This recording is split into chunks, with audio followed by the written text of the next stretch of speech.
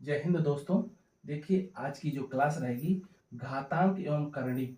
घातांक एवं करणी और H D Yadav page number 73 में ये लेसन दिया हुआ है जो इसका आज क्लास चलेगी। देखिए इसमें होता क्या है, जब पूरी राशि करणीगत हो।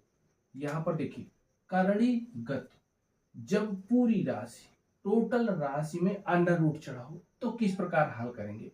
अब देखिए यहाँ पर पहला फार्मूला, फिर इसके बाद दूसरा फार्मूला। यदि पहले फार्मूले में देखेंगे तो अंडर रूट बड़ा सा लगा हुआ है, p plus under root p plus under root p plus dot dot करके और बराबर में लिखा है p के दो क्रमागत यदि गुणनखंड हैं तो बड़ा गुणनखंड धनात्मक होगा, यदि यहाँ पर प्लस है तो धनात्मक होगा और दूसरा जो छोटा गुणनखंड होगा तो ऋणात्मक होगा। ठीक, दूसरे पॉइंट पर under root p minus under root p, और यदि अंडर रूट p और माइनस में दिया हुआ है लास्ट में लिखा है p इन्फिनाइट के बाद, तो कहता है दो क्रमागत गुणनखंडों में बड़ा गुणनखंड ऋणात्मक होगा। यदि ऋण की संख्या है तो बड़ा गुणनखंड ऋणात्मक, और यदि प्लस की संख्या है तो बड़ा गुणनखंड, क्रमागत गुणनखंडों में बड़ा गुणनखंड धनात्मक। ठीक है, इस बात को ध्यान रखना है कि यहाँ पर धन है कि ऋण। यदि धन है तो बड़ा गुणनखंड धनात्मक, यदि ऋण है तो बड़ा गुणनखंड, ये देखिए ये बड़ा गुणनखंड ऋणात्मक। अब इसी के ये एग्जाम्पल दिखे हुए हैं। ठीक है, एग्जाम्पल में दिया गया है निम्नलिखित राशियों के मान ज्ञात कीजिए। ये चार ठो क्वेश्चन लिख दिए गए। चार क्वेश्चनों में से पहला क्वेश्चन देखते हैं, under root 12 plus under root 12 plus under root dot dot ज्ञात कीजिए। क्या ज्ञात करना है? मान इसके ज्ञात कीजिए, क्योंकि कहता है निम्नलिखित राशियों के मान ज्ञात कीजिए। तो ये पूरी राशि x मान लेंगे, लिखेंगे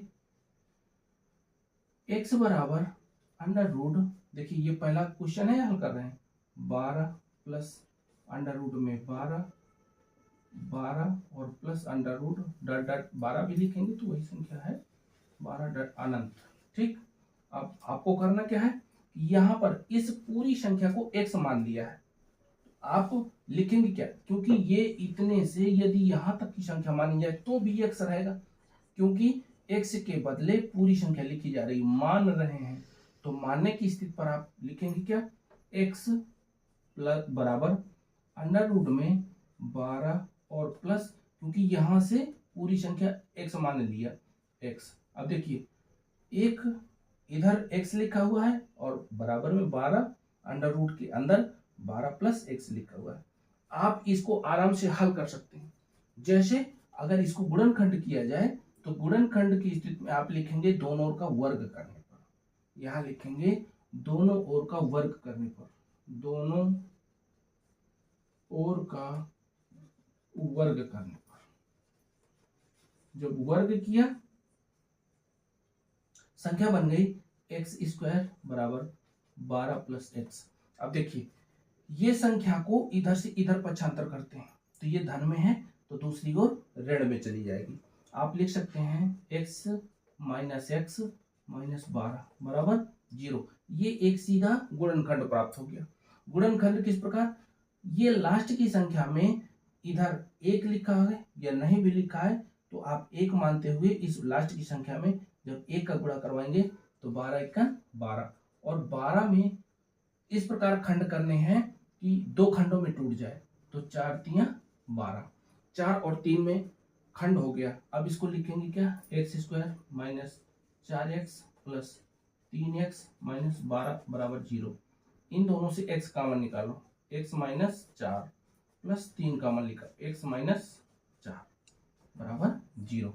दोनों से x माइनस 4 कॉमन दिखा है, x माइनस 4 और दूसरा x प्लस 3, ये खंड प्राप्त हो गया। अब इसको बराबर 0 के बराबर यदि करते हैं तो लिखना है आपको क्या, यदि x माइनस 4 बराबर 0, x बराबर 4, और यदि x माइनस नहीं x प्लस 3 बराबर 0, x बराबर माइनस 3। देखिए यही नियम ऊपर लिखा हुआ है। क्या दिया गया है इसमें, कहता है अंडर रूट p, मान लीजिए p की जगह 12 दिया गया है इसमें। कौन सा, क्वेश्चन नंबर पहला। Under root P plus under root P plus under root dot dot करके अनंत और बराबर में पी लिखा है। दो क्रमागत गुणनखंडों में बड़ा गुणनखंड धनात्मक, तो देखिए दो खंड हुए हैं, ये दो खंड है, इसमें बड़ा खंड क्या है x माइनस 4 और छोटे को माना गया x माइनस 3, तो यहाँ पर x की जगह 4 धनात्मक और दूसरा x की जगह माइनस 3 ऋणात्मक। तो ये संख्या आप लोगों को प्राप्त हुई है 4 कामा माइनस 3। ठीक, ये आंसर हो गया। ओके, अब ये क्वेश्चन नंबर पहला कंप्लीट। दूसरा क्वेश्चन नंबर लिखेंगे, दूसरे को पढ़िए जरा, गौर करिए क्या लिखा हुआ है।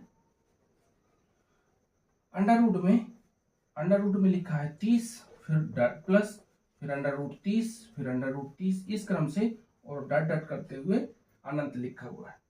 आपको करना क्या है, इसे जब हल करेंगे तो लिखेंगे x बराबर under root 30 plus under root 30 plus dot dot अनंत। अगर एक दो बार और लिखेंगे तो 30 लिखना है कुल मिला के। ठीक, तो आप x की ये जो x लिखा है x के बराबर इतनी पूरी बराबर संख्या कितनी है 30। यदि हम एक संख्या को हटा भी देंगे तो कोई फर्क नहीं आना है, तो इतने के बदले में क्या लिख लें x। आप यहां से लिखेंगे x अंडर रूट में 30 प्लस x। ठीक है, अब दोनों ओर का वर्ग करवा दो, वर्ग करवाने पर तो x की घाते 2 बराबर 30 प्लस x, क्योंकि इसका वर्ग करवाओगे तो इससे अंडर रूट हट जाएगा।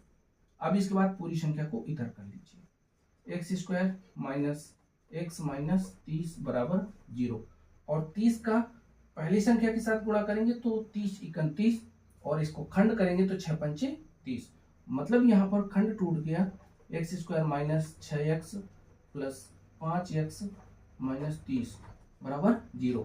ये 3 खंडों के बदले 4 खंडों में प्राप्त हो गया।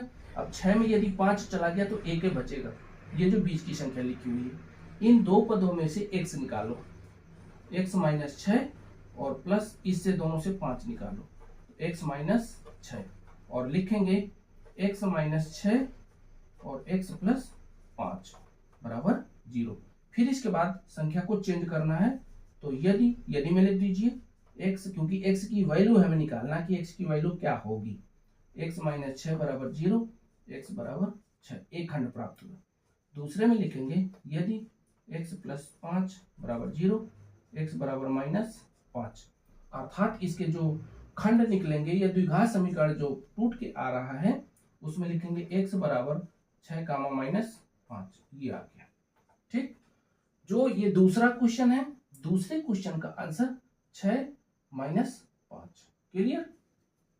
चलिए तीसरा क्वेश्चन देखते हैं, पहले इसको साफ कर दें फिर तीसरे क्वेश्चन को हल करेंगे। तीसरे क्वेश्चन में लिखा हुआ है, गौर करिए जरा, इसमें लिखा हुआ है माइनस में, क्योंकि 30 ये वाला क्वेश्चन हल हो गया, ये तीसरे में लिखा है 110 माइनस 110 माइनस 110 अनंत तक। तो आप x की वैल्यू या x बराबर इसको मान लीजिए, x बराबर under root 110 minus under root में 110 माइनस अंडर रूट में 110 डॉट डॉट करके अनंत। ठीक है, अब इसके बाद देखिए x की वैल्यू इतनी पूरी बड़ी है तो आप इतने में x लिख दें, आप लिखेंगे x बराबर अंडर रूट में 110 माइनस x।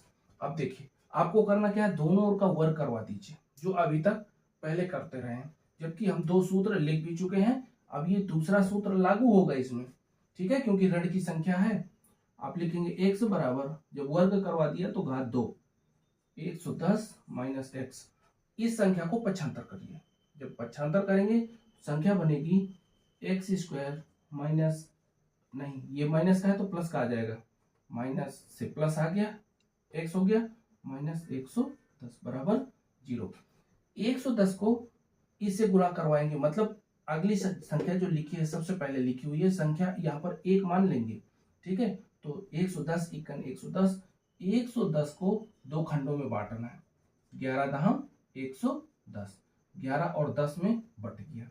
आप लिखेंगे x square plus 11x minus 10x minus 110 बराबर 0। x बराबर x प्लस 11 और माइनस 10 का मान लो, x प्लस x 11 आ गया। ठीक है, अब देखिए ये और ये खंड एक साथ में रख लेंगे, x प्लस 11 तो x माइनस 10 बराबर 0। अब देखिए इसको यदि के रूप में लिखें तो यदि x प्लस 11 बराबर 0, x बराबर माइनस 11। दूसरा लिखा है यदि x माइनस 10 बराबर 0, x बराबर 10। x के गुणनखंड मिलेंगे या इसके कह देंगे जो गुणनखंड टूट के आएगा तो लिख सकते हैं, यहाँ पर देखिए बड़ा ऋणात्मक है -11 और छोटा क्या है धनात्मक, जबकि ये दूसरा नियम सिद्ध होता है। क्यों? क्योंकि कहता है दो क्रमागत गुणनखंडों में बड़ा गुणनखंड ऋणात्मक होगा, ये ऋणात्मक है। ठीक, अब ये आपका तीसरा क्वेश्चन कंप्लीट। अब आते हैं चौथे क्वेश्चन में, थोड़ी पढ़िएगा जरा, ध्यान दीजिए सवाल में क्या लिखा हुआ है। ये दिया गया है चौथे क्वेश्चन में अंडर रूट में 56 माइनस में लिखा है -56 अंडर रूट में पूरी लिखी हुई है संख्या, x बराबर अंडर रूट में 56 माइनस अंडर रूट में 56 माइनस अंडर रूट में 56 और माइनस करके डॉट डॉट अनंत तक। क्लियर? अब आप x की जगह ये मतलब कहने का कि एक ठो 56 बचा के पूरी संख्या के साथ में x लिख दीजिए। आपको यहाँ लिखना है x बराबर अंडर रूट में 56 माइनस x। क्लियर? अब दोनों ओर से वर्क करवा दीजिए, वर्क करवाएंगे तो x स्क्वायर बराबर 56 लिखेंगे और माइनस x। ठीक है, क्योंकि वर्क करवाने पर अंडर रूट हट जाता है, ये पूरी संख्या फिर वहीं ले चले तो दूसरी ओर मतलब ये राइट में है तो लेफ्ट में ले जाइए, तो x स्क्वायर माइनस से प्लस में आ गया x माइनस 56 बराबर 0। 56 को दो भागों में तोड़ना है, पहली बात तो गुणा करवाइए तो 56 इक्का 56 रहेगा, दो खंडों में तोड़ेंगे 56 को तो 7 8 56, 7 और 8 का मिला आपको।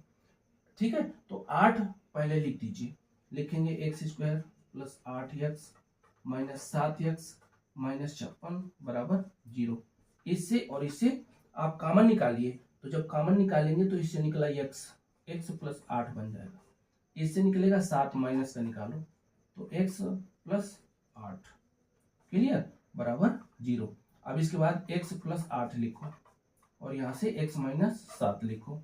अब देखिए यदि के रूप में लिखो तो यदि लिखेंगे यदि x प्लस 8 बराबर 0, x बराबर माइनस 8, और यदि लिखेंगे x माइनस 7 बराबर 0, x बराबर 7। अब देखिए ये आपको दो खंड मिले हैं, x बराबर लिख सकते हैं माइनस का 8, दूसरा लिख सकते हैं 7।